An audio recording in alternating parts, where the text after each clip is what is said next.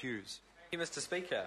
To the Minister of Energy and Resources, does he stand by his statement that he is not aware of any reason to justify a moratorium on fracking in New Zealand? The Honourable Phil Heatley.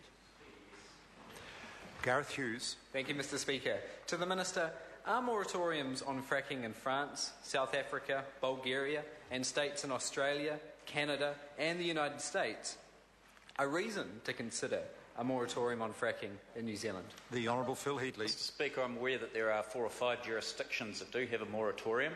There are many hundreds that don't, including New Zealand. Gareth Hughes. Commentary. To the Minister, are Selwyn District Council, Christchurch City Council and Kaikoura District Council all wrong to have voted to call on the government to enact an immediate moratorium on fracking in New Zealand? The Honourable Phil Heatley. Mr. Speaker, no fracking has occurred in Selwyn or in Christchurch or in Canterbury. No fracking is currently occurring in Selwyn, in Christchurch or wider Canterbury, and no fracking is planned to occur in Selwyn or Christchurch or fracking. It appears there's a natural moratorium. Point of order. Point of order, Gareth. Point of order, Gareth Hughes. Thank you, Mr. Speaker. The question wasn't, is fracking happening in those districts? No, order. Order. I heard the member's question very clearly, and he asked whether these councils were wrong.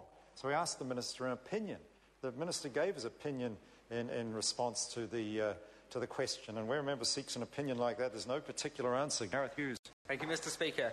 Is the Minister aware of numerous peer-reviewed scientific reports, such as by Professor Vengosh, currently in New Zealand, of drinking water contamination by modern fracking practices, and is this a reason to justify a moratorium on fracking in New Zealand? The Honourable Phil Heatley. Mr. Speaker, of the few international scientists saying that fracking is of significant concern, there are hundreds who are saying that it is not.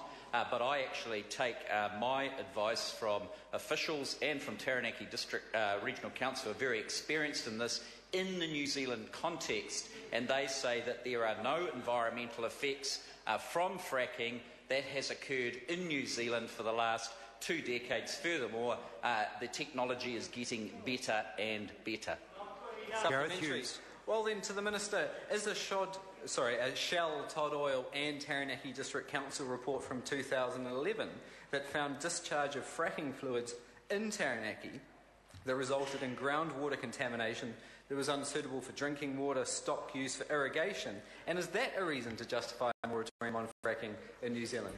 The Honourable Phil Heatley. Mr. Speaker, the Taranaki Regional Council asked Hill Laboratories recently to do water quality tests on areas that were alleged to have been affected by fracking. The tests came back, the report's on my desk, it says that there is no contamination. Landowners thought there might be, were concerned there might be, but it seems there were not. Mr. Speaker, you might also be interested to know that the Taranaki Regional Council has got scientific evidence now from over 1,000 seismic events in the Taranaki, and show that earthquakes are not related to fracking practice anyway. The fact of the matter is the science says that in the New Zealand context, done properly, fracking should not be of concern. Gareth Thank you, Mr. Speaker. Regarding that report and those wells also outlined in a Chill Petroleum and Taranaki Regional Council report that found over 2007 to 2009 fracking fluid leakage happened at those 2 well sites that breached the consents, and that we saw in the Kapuni wells that we saw benzene, ethylbenzylene, total xylenes and naphthalene all exceeded Ministry for the Environment acceptable criteria for drinking water, and are those 2 cases justification for a moratorium on fracking in New Zealand? The Honourable Phil Heatley. Mr. Speaker, I do not consider that's a justification for a moratorium on fracking. It might interest the member to know that fracking is being used in both the petroleum and geothermal energy resource use in New Zealand. Geothermal is something that the member supports. I'd hate him to close the door on renewal. Order. The member will resume his seat now. Now, that was not what the questioner asked. And the Minister saw me on my feet and kept getting out what he wanted to get out. Question time is about answering questions, not about making statements the Minister may wish to make. If the questioner is foolish enough to ask a broad question, then okay, ministers can often get out a statement they want to make, but that question was pretty specific. And I think I let the minister go on long enough, but I don't want to see that happen again. Gareth Hughes for the supplementary Thank question. you, Mr. Speaker. To the Minister, will it take a major groundwater contamination and Kiwis getting sick before he puts a moratorium on fracking in New Zealand? The Honourable Phil Heatley. Mr. Speaker, the member may promote scare tactics. The reality is, in the New Zealand context, over the last 2 decades, there has not been environmental incidents. Fracking is used in geothermal, renewable generation. He should be very careful that if he rails against fracking, he rails against renewable geothermal in this country, which also employs thousands of New Zealanders. Sorry, is it who's making the call? Taurua Flavel, supplementary question. Mr. Speaker, kia ora tātou katoa. To the Minister, can I ask, have Māori tribal nations on the East Coast been consulted specifically about the possible practice of fracking in their waters? If not, why not? And what will the nature of the consultation process be? The Honourable Phil Heatley. Mr. Speaker, I'm advised that it's not proposed to do fracking in the waters off the coast where the member indicated. He may be interested to know that fracking is actually very, very expensive on land. On sea, it's almost prohibitive. It's so costly. It's rarely done internationally, and it hasn't been done in our waters nationally, as far as I know. Point of order. Point of order, Gareth Hughes. Mr. Speaker, I seek leave to table 3 papers.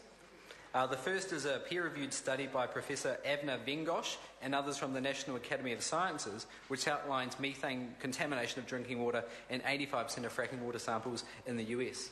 Leave is sought to table that document. Is there any objection? There is no objection. Thank you, Mr. Speaker. Gareth The Hughes. second document is a US Department of Environmental Protection report outlining over 60 cases of water contamination and fugitive methane migration resulting from fracking in Pennsylvania. Leave is sought to table that document. Is there any objection? There is no objection. Thank you, Mr. Speaker. Gareth And lastly, Hughes. I seek leave to table the Shell Todd Oil Services Maui and Kapuni Production Stations Monitoring Program Annual Report 2009 to 2010, which outlines contamination of benzene, ethyl benzene, total xylenes and naphthalenes from the fracking pits. Leave is sought to table that document. Is there any objection? There is no objection. Supplementary question, the Honourable Dr. To Nick the Smith. Minister, how does the Minister reconcile those that propose 100,000 green jobs from the development of geothermal energy that involves fracking with those same parties wanting a ban on fracking? Order. I don't see how the minister is responsible for other parties' views on those matters. Question number 8, Mark Mitchell. Question number 8, Mark Mitchell. Thank you, Mr.